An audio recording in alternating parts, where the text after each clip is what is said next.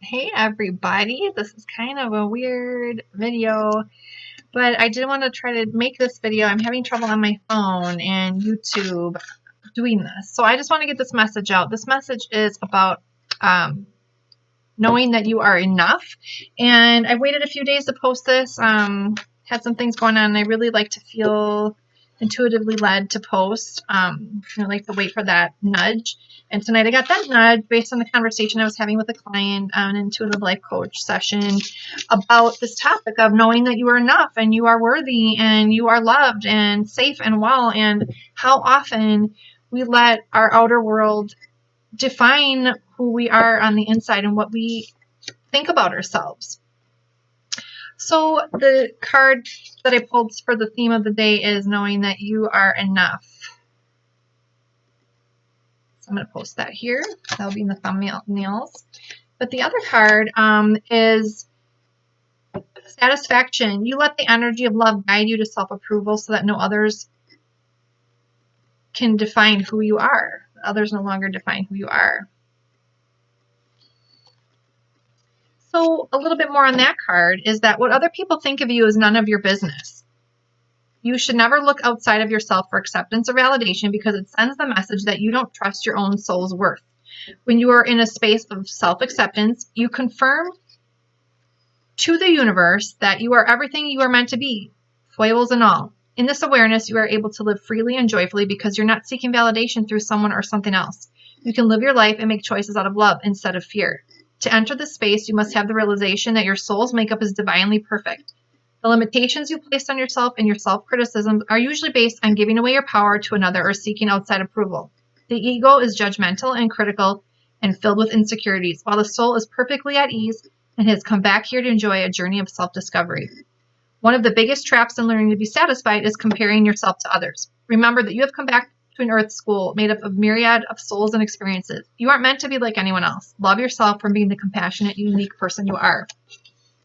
So a lot of the notes I took on this that I felt guided to share is that how true is it for most of us that we allow others to determine what we think about ourselves, or the way we speak about ourselves is a lot about the dreams and desires that we built in our mind from the influences of our past or others people's personalities and their views of our future and what we should be doing.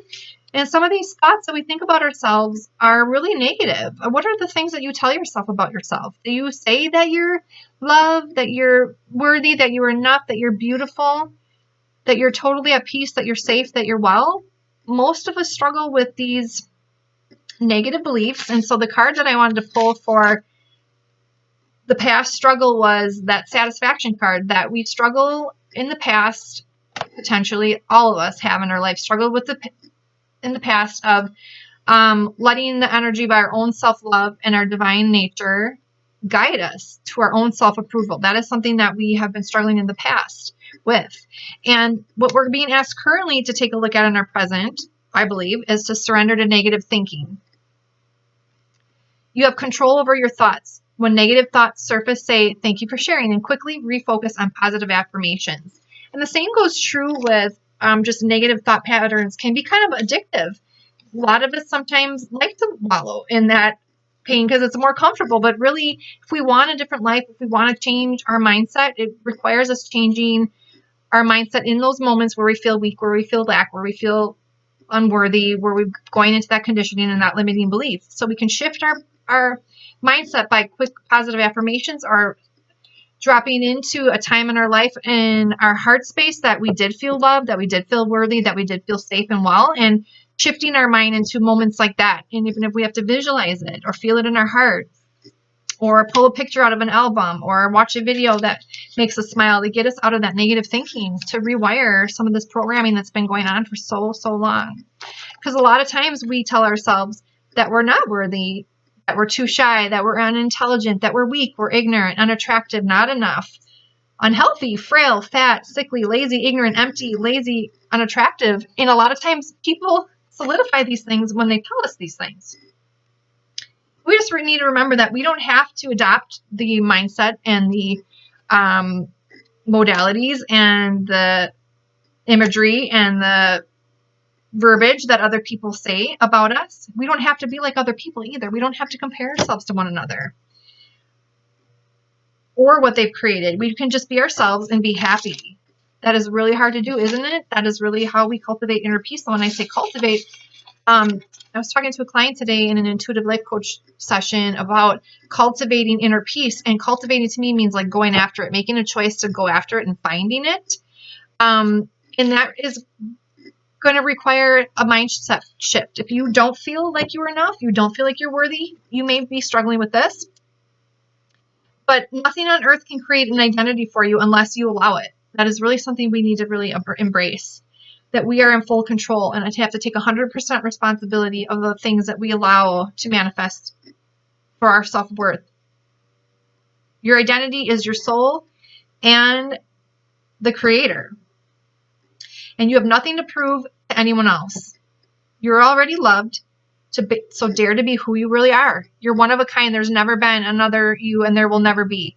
We're physically wired a certain way for a reason. Self-doubt, create labels on ourselves, positive or negative, and they can affect the reality that you create for yourself. But every detail of who you are was designed by God. And that's this card here that I pulled. It says Earth Angel. Thank you, angels, for inspiring me to be more like you. So I feel like that is something we can work in our future towards. So in the past, we may have struggled with letting the energy of other people guide us and determine our self-approval. And we've struggled with letting our own self-approval be our guide and define who we are by what we want and what we see and what we know and our innate divine nature to be. And in the present, in order to do that, we can surrender the negative thinking and shift ourselves into positive thinking and to remember who we really are. We are divine beings in a physical body. And no one is like us. Thank goodness. And you're one of a kind. There's never been another you, and there will never be. We're certainly wired for a certain reason. And when I see this Earth Angel card, thank you, angels, for inspiring me to be more like you. I just think divineness. Like, we were created in wholeness with the divine and oneness. And then life happens, right? Experiences happen. People hurt us. We let people hurt us. We get into situations. We get bullied. We get abandoned. We feel neglected, right? And we tell ourselves all these things, that we deserve that we must not be good enough. There must be something wrong with us. Why these experiences happen to us, right? Unlovable, unworthy, not attractive enough, whatever it is. But the truth of the matter is that we came from divine, and divine says, Galatians 6 verse 4 through 5 says, Psalm 139 verse 14 says, I praise you because of the wonderful way you created me. Everything you do is marvelous. Of this, I have no doubt. So understanding who we are leads to praise and empowers us to fulfill our God-given purpose. So the more and more we can drop into who we are in divine nature, it allows us to explore who we are in the world we've been given, and we can stop being impressed by our ego, and we can stop comparing ourselves because of our ego. Each of us must take responsibility for doing the best we can with our own life, with what we've been given, and stop with the illuminate. And we need to start illuminating the contradictions within ourselves. Like, we're either divine beings or we're not, and we are divine beings. So anything that comes from fear-based energy is not of divine nature. So the more and more we can drop into our oneness with divine and our oneness with one another, and love, peace, gentleness, all the fruits of the spirit, right? Those things, fear does not have a future if we can start to embrace love. And love is freeing. Love is not, there's no fear in love. You don't have to be like other people or what others have created. Just be yourself and find your own happy. True freedom and joy come from not trying to be someone else, but embracing who God created you to be. And again, like, nothing on earth can create an identity for you unless you allow it. So instead of, if you want to listen to other people and what they say about you, maybe you should just listen to what divine says about you. If you really want to find validation from outside influences, only let divine outside influences be your guide, if you really need to do that. Every detail of who you are was designed by God. He created you He created your quietness. He came up with your crazy laugh. He made you empathetic or enthusiastic or creative or concrete, a deep thinker or a fast talker. The opposite of self-doubt isn't pride. It's holy confidence. I just think that's so beautiful. So what are you going to say to yourself? And how can you do that? So some of the funny cards, I know a lot of you like this Rebel deck that I have. 3 of the cards I pulled for that. 1, you are the best thing that ever happened to you. Go easy on your ass. Buy your own damn drink. So I see that as like, if I was talking tonight to a client and we were talking a lot about like how other people have wronged us or hurt us in our life, and like we really we allowed those infractions in our life to make our aura fragmented and break us down slowly over time. So we become, the more and more traumas we have, the more and more we have run the risk of breaking away from our divine soul blueprint. And in order to get that back again, we just need to keep making positive choices to things that do align with our divine nature, and people that lift us up, that inspire us, that motivate us, that help us feel safe and loved. And in the meantime, he may have to go easy on your ass, buy your own damn drink, or don't talk to anyone, don't look at anyone. You need some fucking time alone, and you know why. I can't stress this enough.